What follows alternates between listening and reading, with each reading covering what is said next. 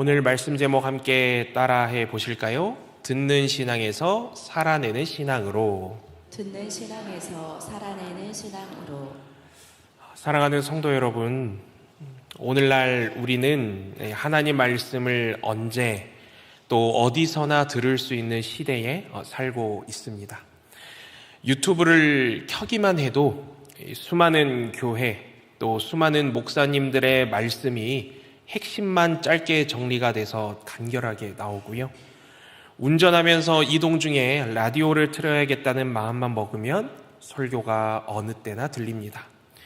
인터넷으로 스마트폰으로 이분 저분 찾아봐야겠다 하고 5분만 입력해도 국내, 해외, 거리에 상관없이 놀라운 메시지들을 우리 손안에서 살펴볼 수 있습니다. 그런데요, 참 신기하지요.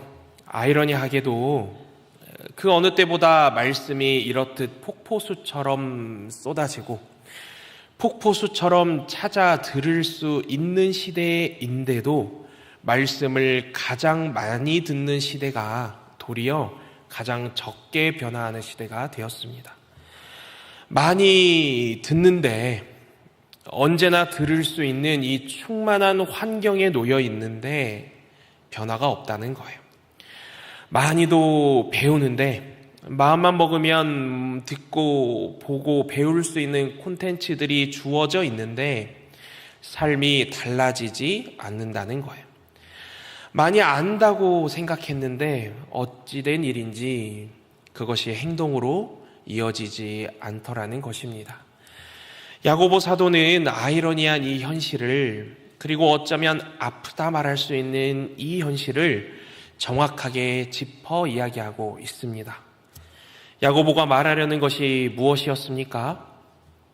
하나님 말씀을 설교로서 또 여러 성경 공부와 같은 배움의 시간을 통해서 듣는 일에는 기꺼이 참여하지만 이를 통해 얻은 지식으로 자신의 일상을 또 자신의 모습을 전인적으로 변화시키려는 마음은 없는 이들에 대해 한탄합니다. 하나님 말씀을 언제 어디서나 매일 들을 수 있는 특권을 가지고 있음에도 그 말씀에 순종하겠다는 생각까지는 하지 않는 이들에 대해 한탄합니다. 우리가 보고 듣고 배운 내용에 대한 책임을 지지 않는 모습을 짚어 야고보 사도는 이야기한 것입니다. 그래서 야고보 사도는 무엇라 이야기하였습니까? 여러분은 말씀을 실천하는 사람이 되십시오. 그저 듣기만 하여 스스로를 속이는 사람이 되지 마십시오라고 권면하였습니다. 하나님 말씀을 듣는 것 너무나도 중요하지만 우리가 그 말씀의 진리에 순종하지 않으면 아무 유익이 없다는 것입니다. 하나님 말씀에 순종하는 것은 우리 모두에게 기본적으로 요구되는 영적인 조건입니다. 그리고 참된 그리스도임을 드러내는 마치 공통적인 표지와도 같습니다. 왜 서점에 가면 책 표지와 제목을 보고 그러고 나서는 탁 하고 꽂혀서 잠시 멈추어 서서 책 내용은 어떤지 펼쳐서 들여다보곤 하는 그런 경험들이 있지 않습니까? 말씀에 순종하여 행하고 살아내는 것이 마치 세상이 우리 그리스도인들을 바라볼 때에 하나의 표지, 제목과도 같은 역할을 한다라는 거예요. 그렇기에 내가 정말 참된 그리스도인이라면 그저 하나님 말씀을 아는 것만으로는 만족할 수 없다라는 것입니다. 말씀을 행하는 자가 되라라는 야고보의 권면을 기억하시기를 바랍니다.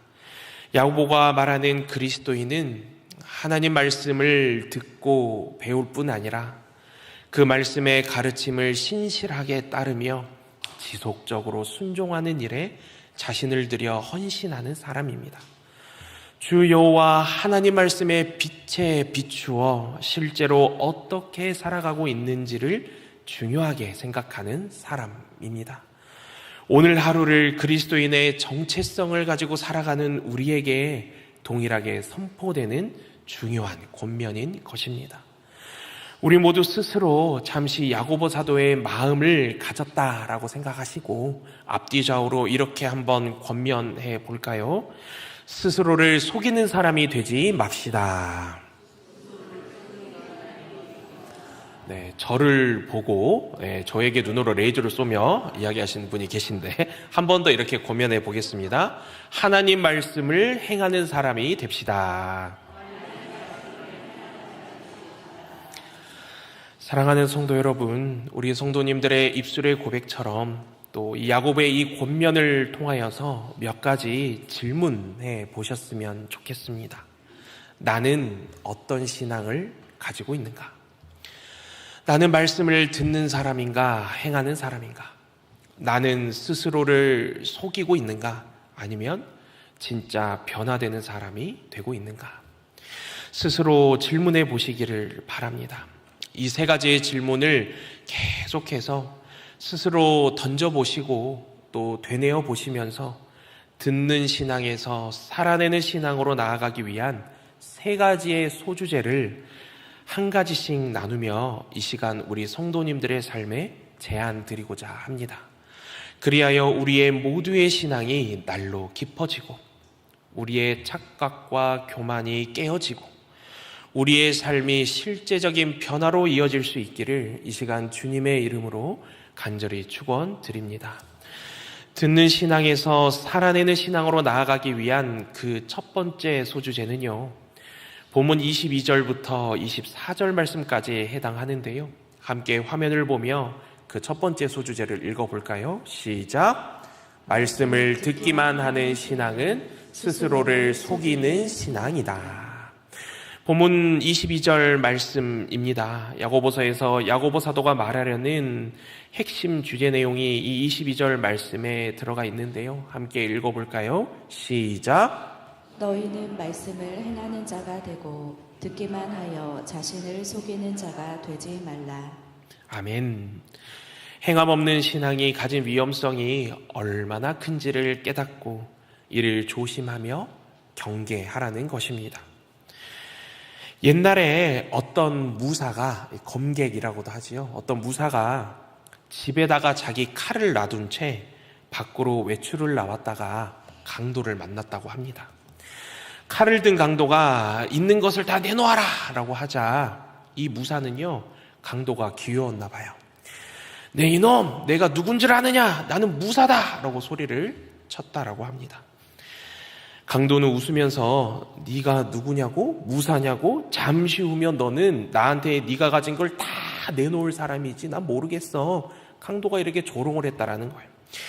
그러자 무사는 목숨이 아깝지 않나 보구나. 우리 집에는 칼이 있다. 나는 검객이다 라고 탁 자기소개를 한 번 더 한 거예요. 그러면 강도가 마음이 쪼그라들어서 도망갈 거라 생각한 모양이지요. 그런데 강도가 도망가겠습니까? 검객이라고? 칼도 없는 무사가 입만 살았구나. 강도가 작정하고 달려들어서 이 무사는요, 가지고 있는 것을 모조리 다 빼앗겼다라는 거예요. 에베소서 6장 17절 말씀 중반부를 살펴보면 무엇라 기록되어 있습니까? 성령의 검, 곧 하나님의 말씀을 가지라 라고 기록되어 있습니다. 하나님의 말씀은 성령의 검이라는 거예요. 무사가 본인의 몸을 지키려면 항시 무엇을 지니고 다녀야겠습니까? 당장 꺼내서 무용을 뽐낼 수 있는 본인의 칼을 가지고 다녀야겠지요.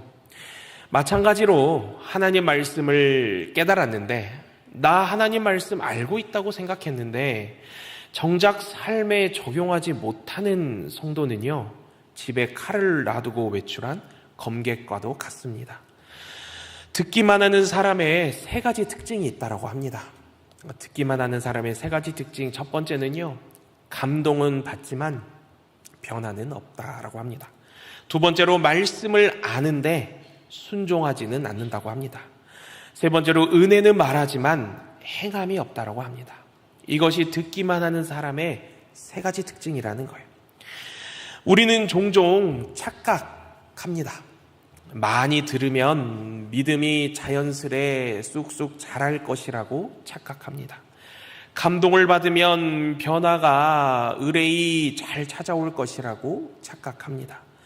은혜가 되면 당연히 순종으로 이어질 것이라고 착각합니다. 그러나 성경에서는 그렇게 말씀하지 않습니다. 듣는 것만으로는 변화되지 않습니다. 감동의 순간을 나의 변화라고 생각해서는 안 된다라는 것입니다. 은혜 받았다는 느낌을 곧 순종으로 여겨서는 안 된다라는 거예요. 듣는 것과 행하는 것은 완전히 다르다는 것입니다. 하나님의 말씀은 살아있고 활력이 있어서 혼과 영과 및 관절과 골수를 찔러 쪼개기까지 한다고, 또 하나님의 말씀이 마음과 생각과 뜻을 판단하는 능력의 말씀이 된다 하면서도 정작 그 말씀대로 살아내지 못하는 사람은 오늘도 우는 사자와 같이 입을 벌리고 두루 다니며 삼킬 자를 찾는 원수 마귀에게 꼼짝없이 당할 수밖에 없을 것입니다. 성도는 성도라면 언제나 항시 성령의 검, 곧 하나님의 말씀을 지니고 있어야 한다라는 거예요. 바라기는 우리 모든 하늘빛 성도님 한 분 한 분이 성령의 검, 곧 하나님의 말씀을 항시 지니고 다님으로 말씀의 힘과 능력과 지혜를 넘치도록 발휘할 수 있기를 간절히 소원합니다. 이어서 본문 23절부터 24절까지 말씀을 보겠습니다. 함께 화면을 보며 한번 더 읽어볼까요? 시작. 누구든지 말씀을 듣고 행하지 아니하면 그는 거울로 자기의 생긴 얼굴을 보는 사람과 같아서 제 자신을 보고 가서 그 모습이 어떠했는지를 곧 잊어버리거니와. 아멘. 야고보의 비유적 표현이지요. 신약시대 당시에 거울의 특징을 알고 계십니까?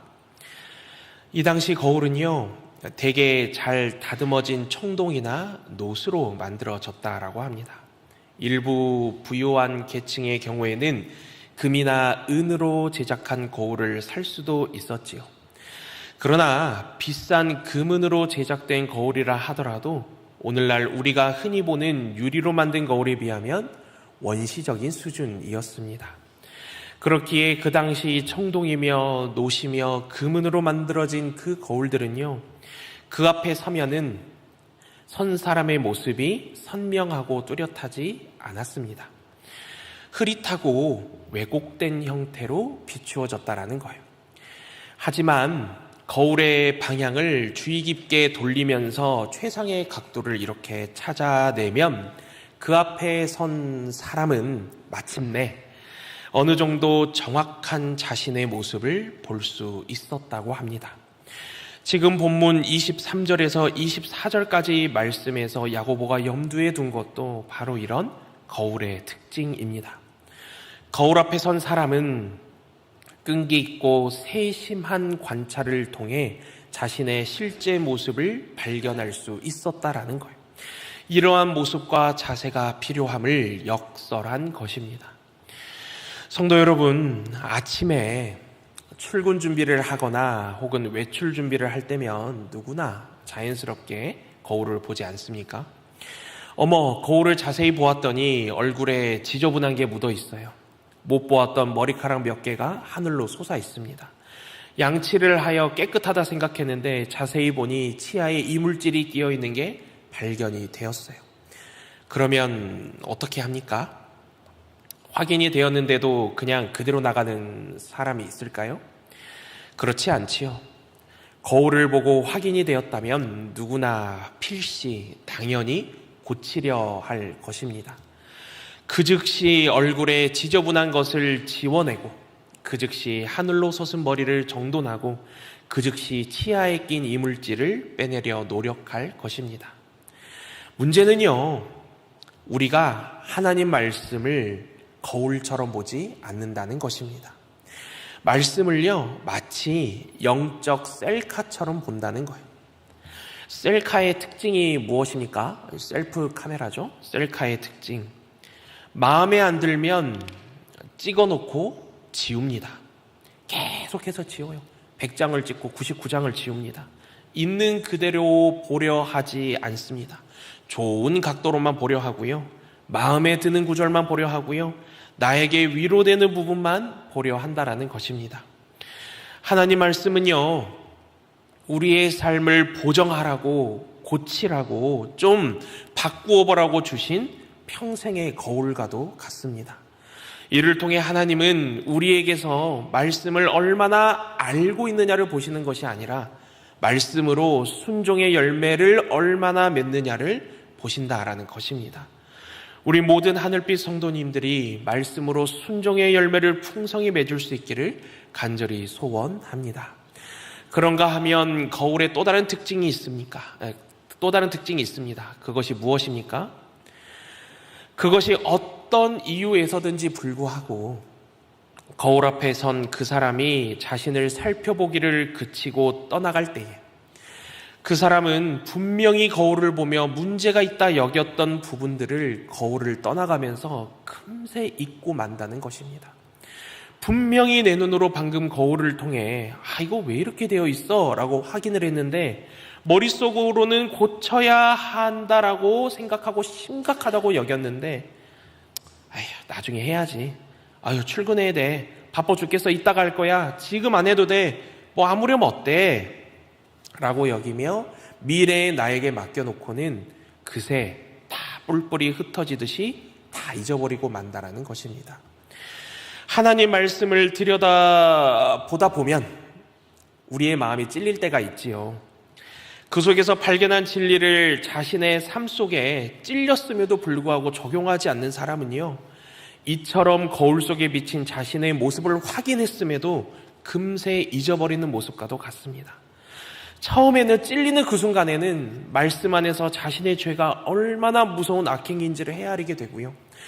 길이요 진리요 생명 되신 예수 그리스도 안에서 은혜를 베풀어 주셔서 그 죄악에 대한 해결책을 마련해 주셨음도 발견하게 됩니다.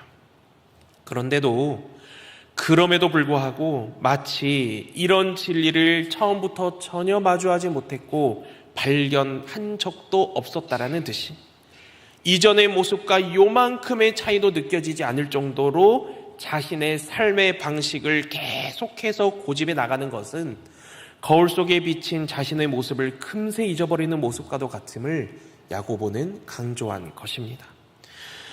사랑하는 성도 여러분, 야고보의 이와 같은 권면을 통해 우리는 어떻게 결단하고 또 하루하루 어떻게 살아나가야 하겠습니까?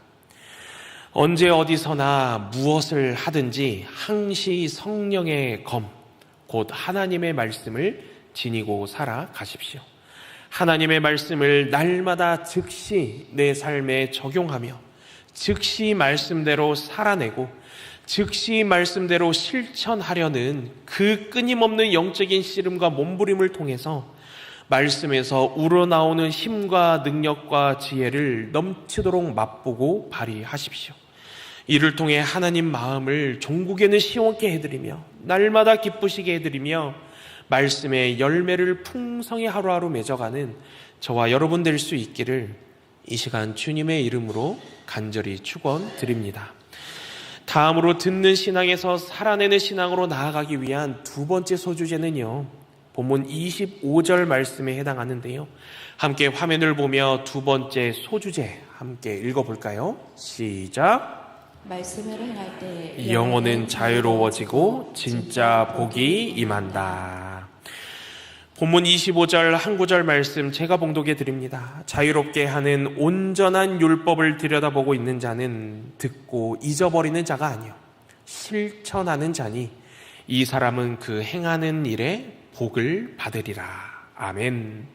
본문 25절 말씀 상반절을 보시면요, 자유롭게 하는 온전한 율법이라고 나오지요. 많은 성도님들이 종종 이렇게 질문하곤 합니다. 율법이 자유롭게 한다고요? 이게 맞나요? 순종이 자유를 준다고요? 이게 맞나요? 오히려 우리를 막 통제하고 틀에 가두게 하는 그런 거 아닌가요? 질문하곤 합니다. 율법이 우리에게 통제를 가져오고 속박을 가져온다고 생각한 것이지요. 그러나 실제로 하나님의 말씀이 가져다 주는 것은 놀라운 자유입니다. 세상은 자유를 정의할 때 나 하고 싶은 대로 하는 것이라고 말하지만 성경에서는요, 자유를 죄에서 벗어나 하나님의 뜻대로 사는 힘이라고 말합니다. 죄의 특징을 생각해 보십시오. 죄에 매이면은요, 오히려 자유가 없습니다. 자유가 사라지는 거예요. 욕망에 끌리면은요, 자유가 없습니다. 중독에 사로잡힌 사람들 보십시오. 자유가 다 사라집니다. 그러나 하나님 말씀에 순종하는 사람은요, 내면의 묶임이 풀립니다. 관계가 회복되고요, 내 영혼이 자유를 얻게 된다라는 것입니다. 야고보는 하나님 말씀을 자유롭게 하는 온전한 율법으로 지칭함으로써 그 말씀에 담긴 구속의 능력에 초점을 맞추고 있다라는 거예요. 말씀에 담긴 구속의 능력이란 구체적으로 말하면 무엇을 가리키는 것입니까? 그리스도인으로 살아가고자 하는 이들을 죄의 속박에서 풀어주며 또 그리스도인으로 살아가고자 하는 이들에게 의로운 순종이 일어나도록 인도하여 주는 데에서 말씀에 담긴 구속의 능력이 일어난다는 것입니다. 이 말씀의 능력을 통해서요, 우리는 그저 어떤 두려움이나 무슨 의무감에서 비롯되어서 하나님을 섬기는 것이 아니라 넘치는 폭포수와 같이 충만한 감사와 사랑의 마음으로 하나님을 섬길 수 있게 된다라는 것입니다. 이렇게 말씀의 능력을 통해 우리는 부패한 세상을 벗어나 자유하게 될 수 있고요, 우리 자신의 타락한 본성이나 육신의 유혹, 죄의 죽음, 지옥의 저주로부터도 온전히 벗어나게 될 수 있음을 야고보는 말하고 있는 것입니다. 그렇게 야고보는 온전한 율법을 들여다보고 있는 자를 가리켜서 틀에 박히게 한다, 속박하게 한다가 아니라 자유롭게 함을 기록한 것입니다. 그리고 온전한 율법을 들여다보고 있는 자는 곧 말씀을 실천하는 자가 되어 복을 받게 됨을 설명하고 있다는 거예요. 한 노인이 송어철을 맞아가지고 송어 낚시를 하느라고 분주하게 손을 놀리고 있었다고 합니다. 다른 사람들은 어째 열심히 잡으려 해보아도 송어 한 마리조차 잘 낚지 못하는데 유독 이 노인만은 어찌 그렇게 쉽게 낚아버리는지 또 얼마나 많이 잡는지요. 지나가던 한 청년이 그 노인을 신기하게 바라보았다라는 거예요. 그러다 이 청년이 노인에게 물었습니다. 아니 어르신, 도대체 어르신만 송어를 몇 마리를 낚는 건지요? 낚시 참 잘하십니다. 어떻게 이처럼 잘하실 수 있는 거예요? 칭찬을 받은 노인이 기분이 좋아가지고 청년에게 송어 낚시 특수 비법을 전수를 해주었다고 합니다. 첫째, 한눈을 팔지 말 것. 둘째, 미끼를 잘 사용할 것. 셋째, 인내를 가지고 기다릴 것.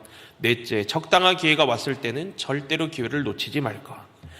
4가지 비법을 들은 청년은요, 에이 뭐야, 나도 다 아는 얘기잖아 이러면서 알겠어요 어르신, 그리고 열심히 낚싯대를 던져 보았습니다.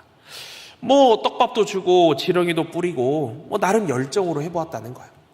그런데 나는 그 어르신이 말한 대로 열심히 한다고 해봤는데 도대체가 송어 한 마리 얼씬도 안 했다는 거예요. 화가 나가지고 청년이 다시 노인을 찾아왔습니다. 비법이라더니 어찌 된 일이냐고, 어르신 혼자만이 잡으려고 진짜 비법 숨겨놓은 거 아니냐 이러면서 이제 따지러 온 거예요. 그랬더니 이 노인이 청년에게 이렇게 대답한 거예요. 진짜 비법 5번째 비법이 있다고. 그것이 무엇인고 하니 내가 말한 앞서 4가지 사항들을 가서 그대로 행하라고. 더듬더듬 기억만 하지 말고 앞서 전수해준 4가지 비법을 그대로 실천하라. 이것이 5번째 비법이라는 이야기였습니다. 그렇습니다, 성도 여러분. 사실 누구나 다 안다 하면서도 정작 제대로 실천하지 않는 일들이 참 많이 있지요. 그대로 실천하라 라는 말은 우리 인생뿐만 아니라 여러 사업의 핵심 성공 비결이 되기도 합니다. 말씀을 행하는 자의 복은 실천을 통해 완성되는 신앙인 것입니다. 사랑하는 성도 여러분, 말씀을 행하는 자의 복은 실천을 통해 완성되는 신앙이기에 저는 이 시간 행함의 구체적인 3단계를 제안드리려 합니다. 먼저 결단적 행함인데요, 이것은 곧 즉각적인 순종을 의미합니다. 말씀이 들리게 하시고 말씀을 보게 하실 때에 찔려가지고 그 말씀을 따라 바로 행동하는 것을 가리켜 결단적 행함이라 말하는 거예요. 함께 한 목소리로 따라해 볼까요? 결단적 행함. 결단적 행함. 다음 두 번째로는 습관적 행함인데요. 이것은 곧 반복적인 순종을 의미합니다. 삶의 여러 촘촘한 시간 속에서 작은 순종들을 하나하나씩 쌓아나가는 것을 가리켜 습관적 행함이라 말하는 거예요. 하나님은 습관을 통해 우리의 성품을 예수 그리스도의 향기가 나도록 조금씩 빚어가시고 만들어 가신다라는 것입니다. 함께 한 번 더 한 목소리로 따라해 볼까요? 습관적 행함. 습관적 행함. 마지막 세 번째로는 관계적 행함인데요. 이것은 곧 사랑의 실천을 의미합니다. 말씀이 나와 이웃의 관계 안에서 열매를 맺고 또 계속해서 하나님의 아름다움을 발견하는 열매를 맺어가는 것을 가리켜서 관계적 행함이라 말하는 거예요. 함께 한 번 더 한 목소리로 따라해 볼까요? 관계적 행함. 관계적 행함. 하나님이 내리시는 복, 그 복은요, 그리스도인들이 하나님께 순종하는 그 결과로서 주어지게 됨을 이 시간 믿으시기 바랍니다. 말씀을 행하는 자의 복은 실천을 통해 완성되는 신앙임을 또한 믿으시기 바랍니다.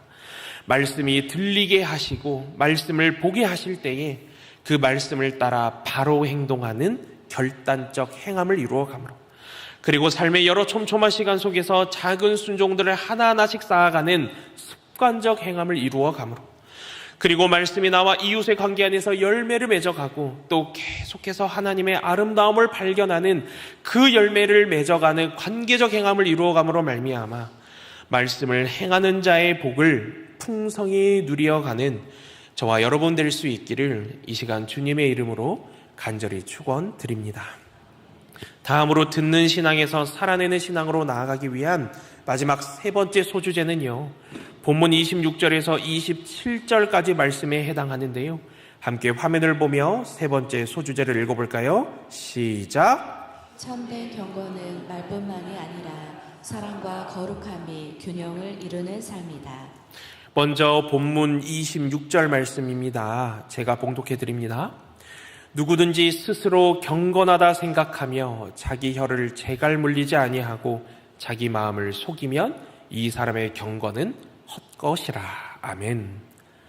야고보는요, 고아와 과부를 돌보는 사랑에 대한 중요성을 기록하였습니다. 당시 초대교회는요, 선한 영향력의 힘이 참으로 강력했다고 합니다. 왜 강력했을까요? 로마 제국은 버려진 아이들, 병든 사람들, 과부들 거들떠보지도 않았습니다. 고아와 과부들은 이 당시 가장 궁핍했던 사람들이었어요. 당시에는 그들에게 도움이 될 만한 생명보험이나 복지제도가 전혀 없었습니다.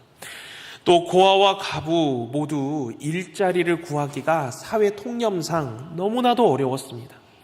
가까운 친족이나 도움을 줄 사람이 없으면요, 그들은 절망적인 처지에 놓였다라는 거예요. 그야말로 사회적으로 완전히 소외계층이었고, 심지어는 저주받은 이들이라 함부로 말하는 이들도 있었습니다. 당시 사회 분위기가 그랬다라는 거예요. 다들 손가락질하고 수군대기 바빴습니다. 설사 어떻게든 고아와 과부들이 받은 은혜를 갚으려고 해도 애초에 은혜를 보답하기가 불가능한 상황에 놓여 있었기 때문에 이들을 돌보는 이는 참으로 진정으로 희생적인 사랑을 드러내는 일과도 같았습니다. 이때에 초대교회가요, 버려진 아이들, 병든 사람들, 과부들을 따뜻하게 품고 기도했습니다. 하나님은 늘 고아와 과부에게 특별히 관심을 쏟으셨고요, 그분의 백성들에게도 동일한 관심을 품을 것을 말씀하셨습니다. 하나님의 이 말씀에 충만하게 응답하여 행하는 초대교회의 사랑이 당시 사람들의 시선을 바꾸어 갔고요, 조금씩 느리지만 사회 분위기를 변화시켜 갔고요, 역사의 흐름을 새롭게 써내려 갔던 것입니다. 그렇게 경건이란 단어는요, 예배 중에 취해야 할 태도만을 한정하여 가리키는 것이 아닙니다. 먼저 경건이란 이런 초대교회의 사랑과 같이 곧 약자를 향한 행동을 가리켜 경건이라 말하는 것입니다.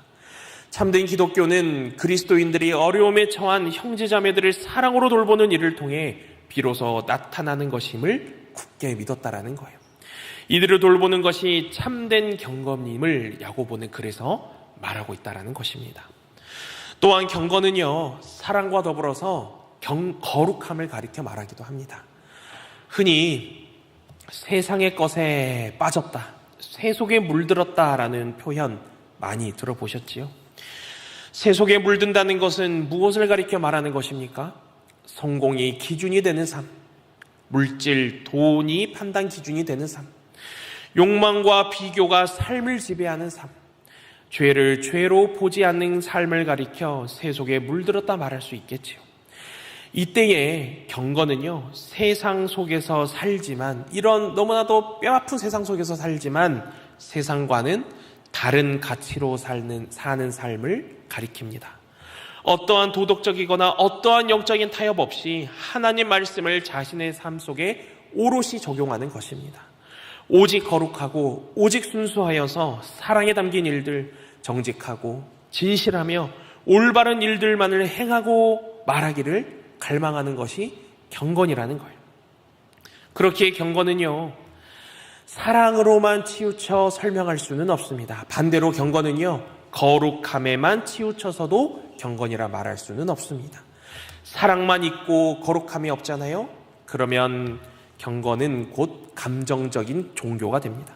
반대로 거룩함은 있는데 사랑은 없잖아요? 그러면 차갑고 무서운 신앙이 됩니다.